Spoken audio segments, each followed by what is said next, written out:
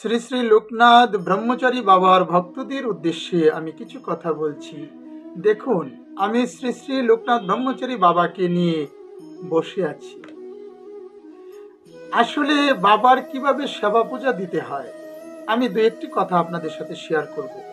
বাবা কোনো দীক্ষা শিক্ষা দেয়নি।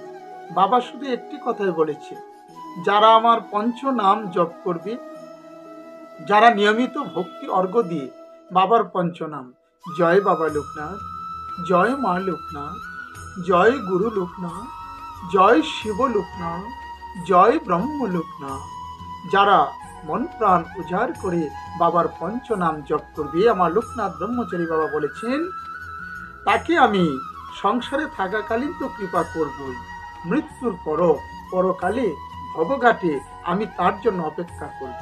আমি তাকে নিজ হাতে ভব সিন্ধু নদী পার করে দেব। এই হলো লোকনাথ ব্রহ্মচারী বাবা। এবার আসুন, বাবার আসল পূজাটা কেমন ভাবে করতে হয়। রাজভোগ সাজিয়েছেন আপনি, ফুলের ডালা সাজিয়েছেন আপনি, অথচ লোকনাথ বাবার প্রতি আপনার ভক্তি অর্ঘ্য নেই। বাবা সেই পূজার কাঙ্গাল নয়। বাবার আসল পূজাটা একবার শুনুন।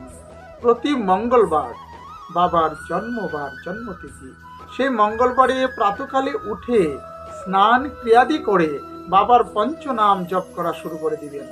যতবার বাবার পঞ্চনাম জপ করবেন, আপনার মনের কলুষিত পাপ ততই দূরীভূত হবে। সেই পঞ্চনাম জপ করবেন একদিকে, আরেকদিকে একটি থলির মধ্যে বা ঝুলির মধ্যে কিছু পয়সা টাকা নিয়ে বের হয়ে যাবেন। বের হয়ে রাস্তাঘাটে, রেল স্টেশনে, বাস স্টেশনে, বিভিন্ন জায়গায় দিন দরিদ্র অসহায়, যাদের একটি পানি, যাদের একটি হাত নেই, যারা বুবা, কথা বলতে পারে না, যারা আসল ভিখারি, তাদের কাছে চলে যাবেন। গিয়ে তারা যখন দুহাত পেতে আপনার কাছে কিছু চাইবে, তখন বাবার এই মহামন্ত্র জপ করিতে করিতে সেই পয়সাটুকু সেই ভিখারির হাতে তুলে দিবেন। অথবা কোনো বস্তু, কোনো দ্রব্য, যাই আপনার মন চায়, সেই ভক্তি অর্ঘ্য দিয়ে বাবার হাতে তুলে দিবেন। বাবার নাম করে সেই ভিখারির হাতে তুলে দিবেন।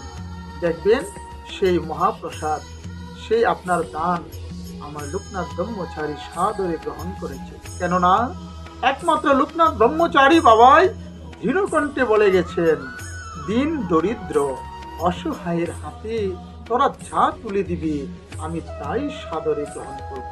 তাই বাবার একমাত্র আসল পূজাই হচ্ছে এটা।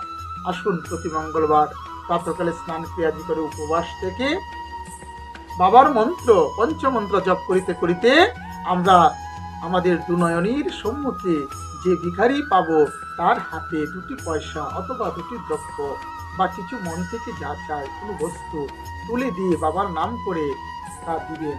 দেখবেন বাবা সাদরে গ্রহণ করেছেন। এটাই হবে আপনার সবচেয়ে লোকনাথ ব্রহ্মচারীর আসল পূজা।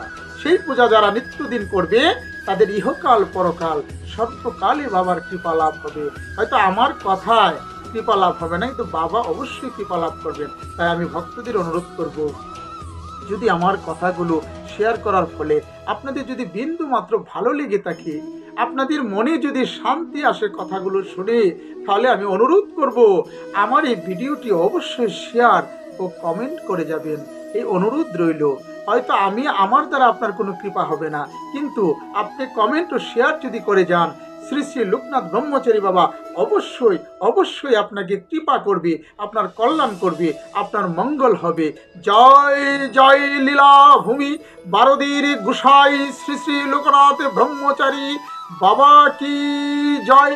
জয় জয় ত্রিকালদর্শী শ্রী শ্রী লোকনাথ ব্রহ্মচারী বাবা কি জয়।